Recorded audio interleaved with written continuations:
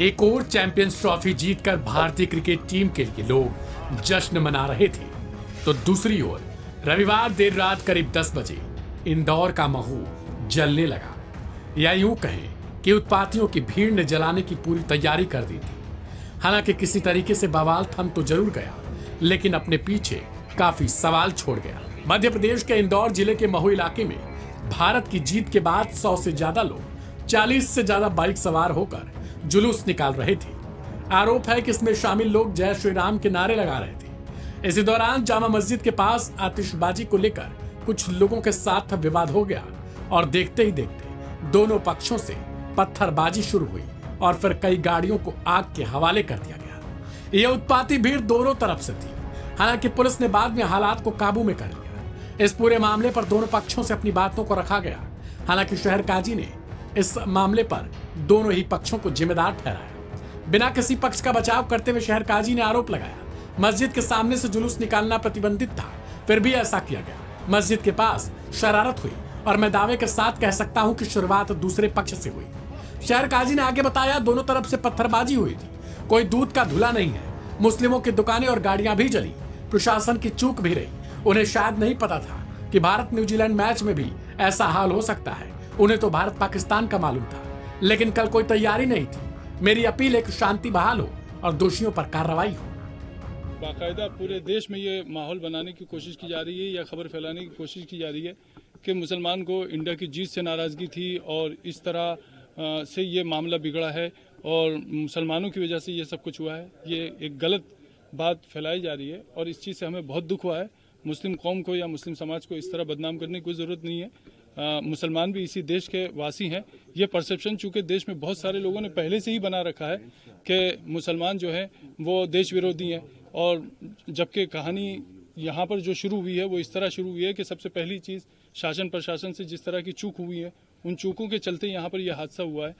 दोनों तरफ के लोगों से की सहमति, शासन की, प्रशासन की मौजूदगी में और बीचवानी में रखकर ये बात तय हुई थी कि जामा मस्जिद के इस रूट से किसी तरह का जुलूस नहीं निकलेगा।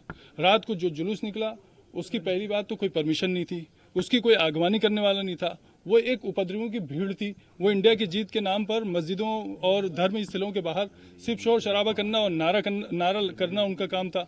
लोग नमाज से जब निकले हैं तो उस वक्त में ये भी हुआ है कि सुतली बम मस्जिद पर फेंका गया। अब इसका इंडिया की जीत से क्या लेना देना था? क्या मस्जिद पर बम फेंकने से इंडिया की जीत का जश्न मनेगा? ये बहुत बुरी बात हुई है और इस चीज़ का हमें बहुत दुख है कि एक तरफ गलती करने वाले गलती कर रहे हैं, दूसरी तरफ कुछ लोग ऐसे हैं जिनके हाथ में किसी भी तरह का सोशल मीडिया का कोई सा भी प्लेटफॉर्म या आईडी है तो वो उसके थ्रू ये फैलाने की कोशिश कर रहे हैं कि मुसलमान जो है वो देश का विरोधी है और इंडिया की जीत से उसको तकलीफ है वगैरह वगैरह वगैरह। देर रात ही पुलिस की कई टीमों समेत सेना की क्विक रिस्पांस टीम की तैनाती कर दी गई। आखिर इस पर पुलिस ने क्या कुछ बताया, सुनवाते हैं आप। सर, कल रात को जो आगजनी और पथराव हुआ महू में, इस मामले में कितने लोगों पर एफआईआर हुई है, कितनी एफआईआर हुई है और किन धाराओं में एफआईआर हुई है? अभी तक जो कल घटना हुआ था उसमें एक एफआईआर रात को हुई थी, जिसमें से 17 अपराधी नामजद किए गए थे और अभी कुछ शिकायतकर्ता और अभी थाने पहुंचे हैं तो उसकी सुनवाई हो रही है और भी कार्रवाई होंगी। और अभी तक हम लोगों ने लगभग 12 लोगों को अभिरक्षा में ले लिया है और हमारी पकड़ दखड़ और जो कार्रवाई हैं चल रही हैं। किन धाराओं में मामले दर्ज किए गए? धाराएँ जो है इसमें बलवा, षड्यंत्र और मारपीट, आगजनी सभी धाराएँ लगाई गई हैं। सर, आगे किस तरह की कार्रवाई की जा रही है? माहौल क्या है शहर का? देखिए, हमारा तो यही प्राथमिकता है कि महू में शांति रहे और किसी प्रकार की कोई जो बदमाशी करने वाले शरारती तत्व हैं वो किसी सिर न उठा पाएँ और जनजीवन सामान्य रहे। आज कुछ लोगों ने दुकान बंद कराने, बाजार बंद कराने भी निकले थे, कौन लोग थे? ये सर्व समाज के लोग थे, जो व्यापारी संगठन भी इसमें शामिल था और कुछ और संगठन के लोग भी शामिल थे और इनका कहना था कि ये जो कल घटना हुई है ये दुखद है, ऐसा नहीं होना चाहिए, उसके संबंध में उन्होंने किया है। वस्तुतः आज वैसे भी बाज़ार बंद रहता है, आज महू का साप्ताहिक अवकाश होता है बाज़ार का।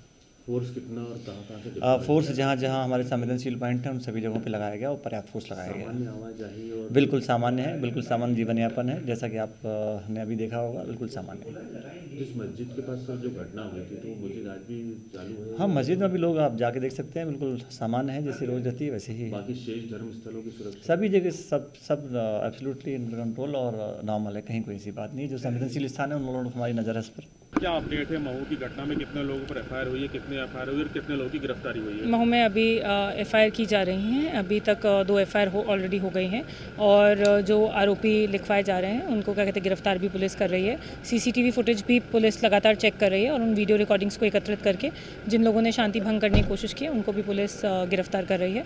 अभी पूरी जो स्थिति है सामान्य है, यहाँ पे शांति बनी हुई है और पुलिस फोर्स पूरी तरह डिप्लॉयड है। सभी लोग यहाँ पे उपस्थित हैं और अभी तक 12-13 गिरफ्तारियां हो चुकी हैं और आगे भी पुलिस कर रही है। फिलहाल महू जैसे तैसे संभाल लिया गया, लेकिन कई सारे सवालों की फहरिस्त खड़ा कर गया है जिस पर अब जवाब तो देना बनता है, लेकिन जवाब कौन देगा ये वक्त बताएगा। इस रिपोर्ट में इतना ही। तमाम अपडेट्स के लिए सब्सक्राइब करें लाइव हिंदुस्तान को।